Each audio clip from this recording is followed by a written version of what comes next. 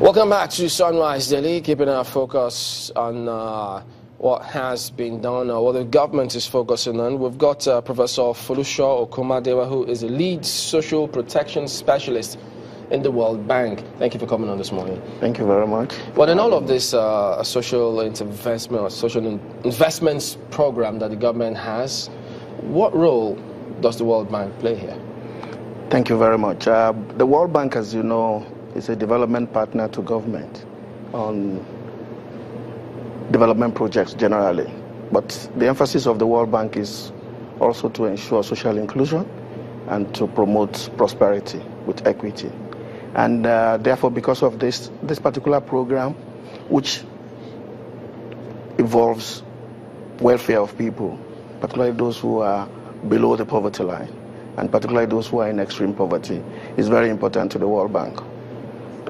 Having been working with government for quite some time on making sure that this kind of program is properly instituted within government's development agenda, we are quite excited about the fact that this administration, for the first time, decided to put it within a very solid governance structure, and so we're supporting it. So, are you saying that this, from what you've seen so far, is properly instituted?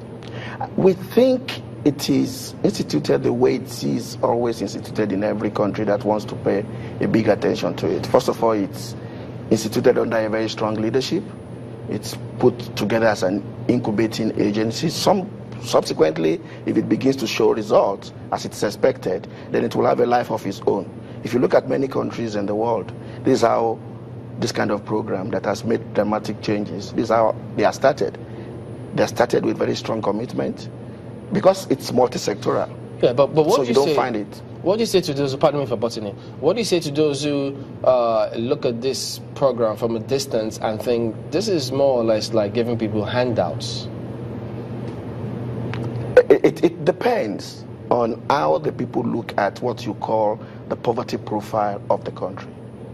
If you look at the poverty profile of the country, you will not but agree that there are some set of people who will need to be given handouts as a start, because they are completely marginalized, they are disenfranchised, and even if you provide services right in front of their doorstep, they will not be able.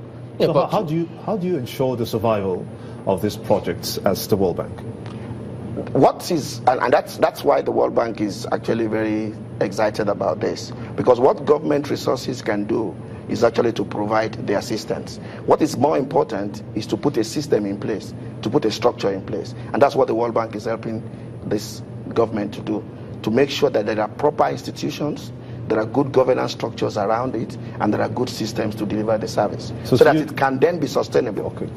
Okay, because we've heard that, some of the lists that they're working with, for instance, the Empower list was from some work that you had done in the past in some states, because people asked, how do you identify people who need this?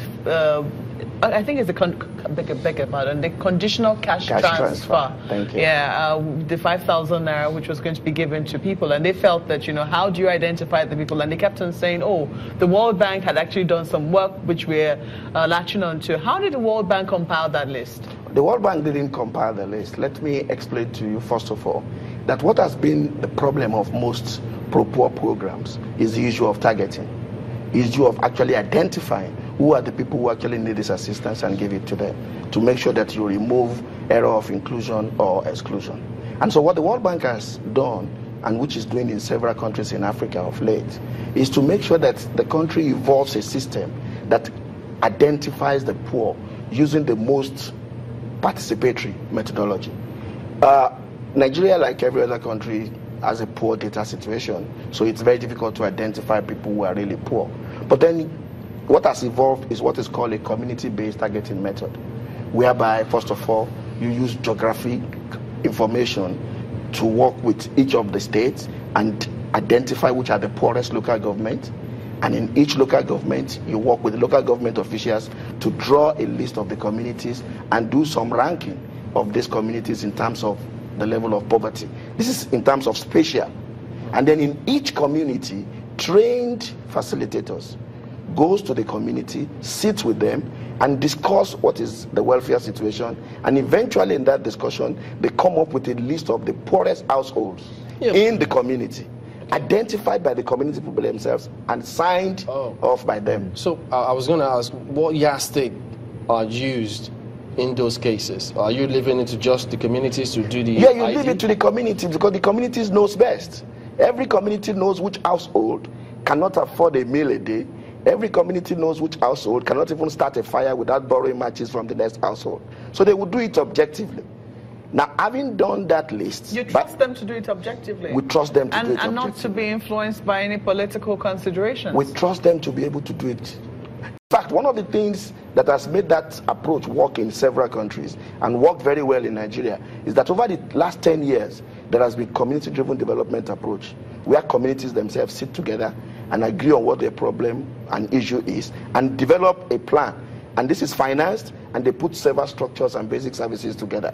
So communities at that level work very closely with each other, and they trust each other, and they have what we call a very strong social capital. So concerning the CCT, we have here 1 million households to receive the 5,000 naira monthly, and then in addition to that, 200,000 households and livelihood support will be provided through the World Bank credit. Explain this to me. What? You see, let me just